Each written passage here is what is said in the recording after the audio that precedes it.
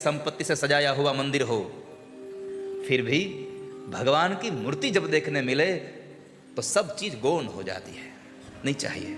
कृष्ण मिल गए। महात्मा सूरदास जी, जिसकी आंख नहीं थी, भगवान के इतने ढेर सारे पद लिखे उसने।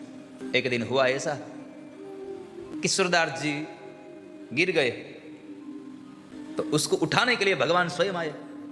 भगवान ने हाथ थामा, निकाला। भगवान के हाथ का स्पर्श देखकर सूरदास जी समझ गए कि ये कृष्ण है। सूरदास जी बोल रहे थे, ऐसा स्पर्श कभी नहीं देखा मैंने, अनुभव नहीं किया। आप कौन हो? मेरे कृष्ण तो नहीं। तो हाथ छुड़ाकर भगवान दौड़ने लगे। तो सूरदास जी समझ गए कि सच में यही कृष्ण थे। और उसी दिन सूरदास जी ने लिखा था, हाथ छुड़ाकर जात हो निर्बल जान के मोई, हाथ छुड़ाकर जात हो निर्बल जान के मोई, हृदय छुड़ाकर जाओ तो मर्द बखानु तोई। मेरे हाथों से हाथ छुड़ाकर तो आप चले जाओगे, लेकिन एक बार मेरे हृदय से निकल तो जाओ सही। आंख नहीं है इसलिए आप दौड़े जा रहे हो। भगवान इस बात को सुनकर फिर वापस आए और भगवान ने आते ही सबसे पहली बात यही की, भगवान ने सूरदास को दृष्टि दे दी। सब और देख रहे हैं। सूरदास ने जब भगवान को देखा, भगवान कहते हैं, मांगो भक्त,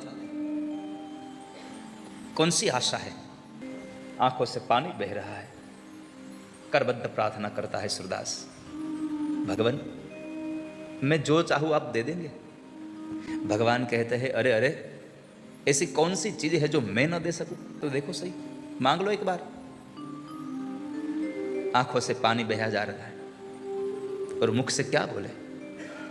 जब भगवान ने सामने से ही दृष्टि तो दे ही दी थी।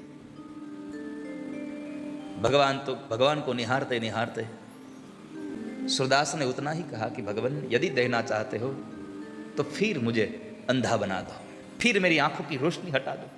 भगवान कहते हैं, अरे अरे, इतने सालों से आपने कुछ देखा नहीं और मेरी इच्छा से आपको मैंने दृष्टि दी और यार फिर से वापस अंध बनना चाहते, क्यों?